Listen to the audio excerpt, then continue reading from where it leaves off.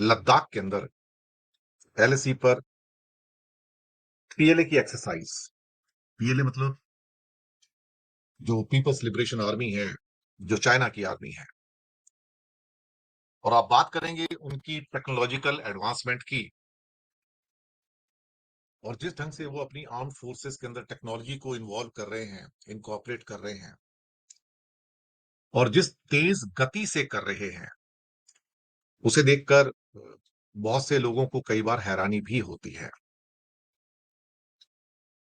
और इस बात को जब इंडिया पाकिस्तान की वॉर हुई थी, तो भारत के भी डेप्यूटी जो थे आर्मी के, उन्होंने कहा था कि चाइना के पास जो सैटेलाइट लिंक्स हैं, जो सर्विलांसेस हैं, वो फार सुपीरियर दर्जे के हैं, जहां पर वो एक एक चीजों के मूवमेंट्स को कैच कर सकते हैं। तो भारत की जमीन से कोई हवाई जहाज उड़ता है या कोई मिसाइल उड़ती है, तो उन्हें सेकंड बाय सेकंड पता लगता है अपने सैटेलाइट सिस्टम्स के द्वारा कि कहां से क्या चीज आ रही है। अब आज जो बात करने जा रहे हैं वो एक एडवांसमेंट की, हालांकि इसमें कुछ एडवांसमेंट भारत का भी है, लेकिन वो भारत के मुकाबले कहीं ज्यादा आगे साथ जाते हुए नजर आ रहे हैं फिलहाल।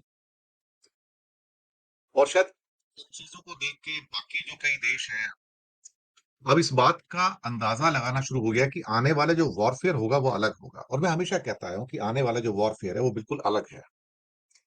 हिंदुस्तान के सीडीएस ने भी, जो कि कमांड डिफेंस फोर्सेस के चीफ, उन्होंने कहा कि वो पुराने सिस्टम सब बेकार हो चुके हैं, अब नए तरीके से सोचना होगा। तो लद्दाख के पास जो एलएसी है, लाइन ऑफ एक्चुअल कंट्रोल है, वहां पर चाइना ने, जबकि यहां पर एससीओ वगैरह के समिट चल रहे हैं और कुछ और बाकी बातचीत चलती रहती है भारत और चीन के बीच में, वहां से ये खबर आती है कि एलएसी के पास इनकी बड़ी बड़ी एक्सरसाइज हो रही है। और उसमें वाइडली उन्होंने एक्सोस्केलेटन्स और रोबोट डॉग्स, यानी कि रोबोट्स, भेड़िए भी कह सकते हैं उनको, कुत्ते भी कह सकते हैं, उसका इस्तेमाल कर रहे हैं। और अगर गूगल पर आप जाएंगे, मैं फोटो भी दिखाऊंगा आपको, तो आप हैरान हो जाएंगे कि हाई एल्टीट्यूड्स वॉर के अंदर, जैसे लद्दाख है, 15,000 फीट है, 10,000 फीट है, पहाड़ों का एरिया है, सियाचिन है, या हिमालय की जो टेरेन्स है, वहां पर ये रोबोट डॉग्स जो हैं चाइनीज फोर्स के, वो कितना तत्परता से काम कर रहे हैं और असॉल्ट डॉग्स के रूप में काम कर रहे हैं। पहले इनकी एक आपको मैं तस्वीर दिखा देता हूं, ताकि आपको पता लगे कि ये कैसे होते हैं। ये असॉल्ट डॉग है। ये आप देखेंगे कि असॉल्ट डॉग के ऊपर एक बंदूक लगी हुई है, और इनको बैटरी लगी रहती है। ये करीब 3 घंटे ऑपरेट कर सकते हैं, और बहुत तेज गति से भाग सकते हैं, उठ बैठ सकते हैं। और फिर इनके साथ एक फैसिलिटी ये रहती है कि इनको मरने का डर नहीं होता, सामने से गोली चल जाए तो छुपने का डर नहीं होता। ये नजदीक की एक तस्वीर यहां से भी एक दिखा देता हूं आपके सामने, के ऊपर बंदूक लगी हुई है। और अगर आप गूगल पे जाएंगे तो robot dogs of Chinese PLA videos, तो आप वहां पाएंगे, तो आपको बहुत सारे ऐसे वीडियोस मिल जाएंगे जिसके अंदर ये चाइनीज रोबोट्स जो हैं वो किस तेज गति से भागते हैं, आप भी हैरान हो जाएंगे देखकर। अब ये जो रोबोटिक डॉग्स है, जिनको वोल्स या भेड़िए भी कहते हैं कई बार, ये इस टाइम इंसानों के साथ मिलके वॉरफेयर के अंदर हाई एल्टीट्यूड पे जो बहुत सारी चीजें हम इंसान नहीं कर पाते हैं, तो ये आराम से कर सकते हैं। हाई एल्टीट्यूड पे पहाड़ पे चढ़ जाएंगे, ऊपर से बहुत खतरे वाली जगह है उसके ऊपर भी चढ़ जाएंगे, सब कुछ कर लेते हैं। तो इस किस्म की चीजें जब निकल कर आती हैं, तो छोटा मोटा लोड भी अपने साथ में ले जाते हैं। तो ये अपने आप में जो इंक्लूजन ऑफ टेक्नोलॉजी है चाइना के द्वारा, वो अपने आप में बहुत इंपॉर्टेंट है। मुझे लगता है कि अ, जिस लेवल के ऊपर चाइना इनकॉर्पोरेट कर रहा है इनको, वो शायद बहुत बड़े लेवल पे हमें देखा जाना चाहिए और सतर्क रहना चाहिए। अब यहां से मैं इसके बारे में बताता हूं कि the recent reports indicate the People's Liberation Army China has been conducting exercise near line of actual control in eastern Ladakh, utilizing advance technology like drones, robotic dogs. अब ये बड़ी इंपॉर्टेंट चीज है यहाँ पर, कि सोल्जर्स को अब ये डॉग्स जो है रिप्लेस कर रहे हैं, रोबोटिक डॉग्स हैं।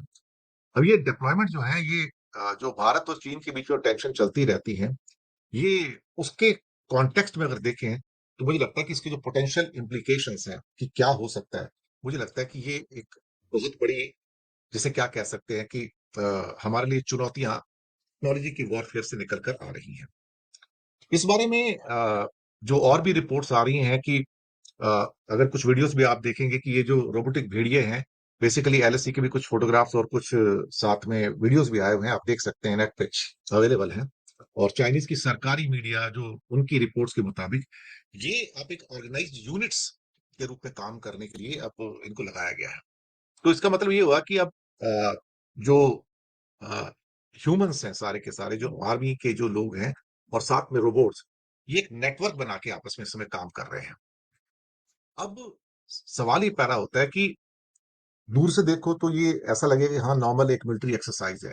लेकिन अगर पास से जाकर देखो तो आपको लगता है कि जिस लेवल का ऑटोमेशन वो कर रहे हैं, एडवांसमेंट वो कर रहे हैं, तो उसको देख के लगता है कि क्या दूसरे देश इंक्लूडिंग इंडिया, क्या हम इन टेक्नोलॉजिकल एडवांसमेंट का सामना करने के लिए, चुनौतियों के लिए तैयार है या नहीं है? और इसके अलावा चाइना ने अपने जो बड़ी जो तोपें और भी होती हैं हाई रेंज के अंदर, उनको भी क्या कहते हैं कि उतारा है। लेकिन पहली बार युद्ध के मैदान में जिसे क्या कहते हैं कि ऑटोमेटिक हथियारों के साथ रोबोट भेड़िया या रोबोट डॉग जिसको कहते हैं, ग्लोबल टाइम्स उसको रोबोट भेड़िया भी कहता है, उसको उसको उतारा है।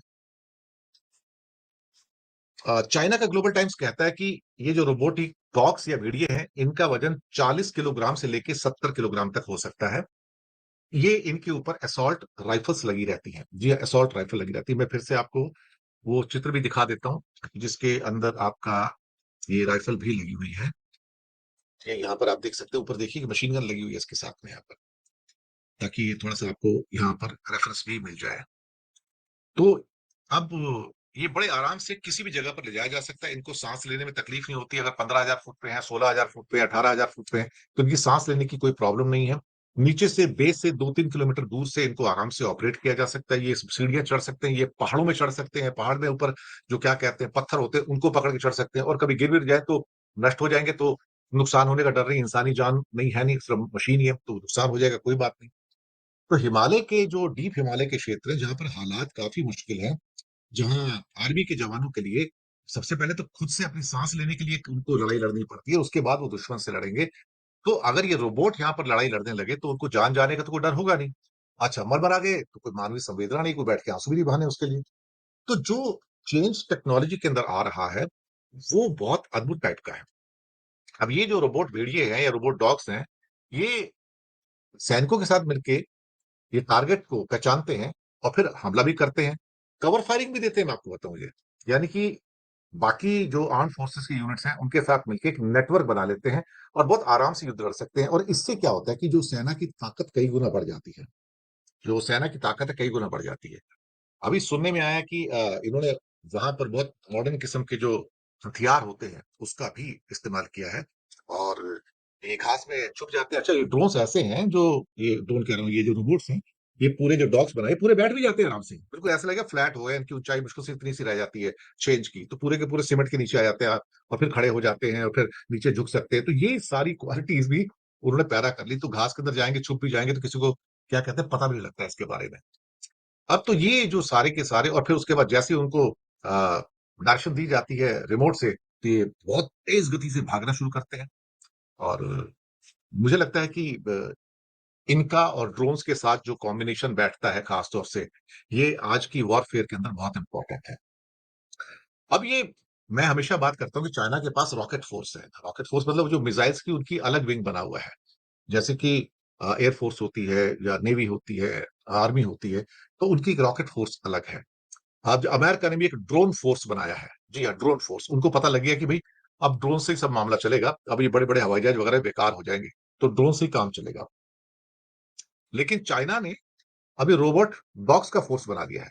जी हाँ, रोबोट डॉग्स का ये जो फोर्स है, रोबोट फोर्स जिसको कहते हैं लोग, ये उसको अब एक्टिवेट किए हैं।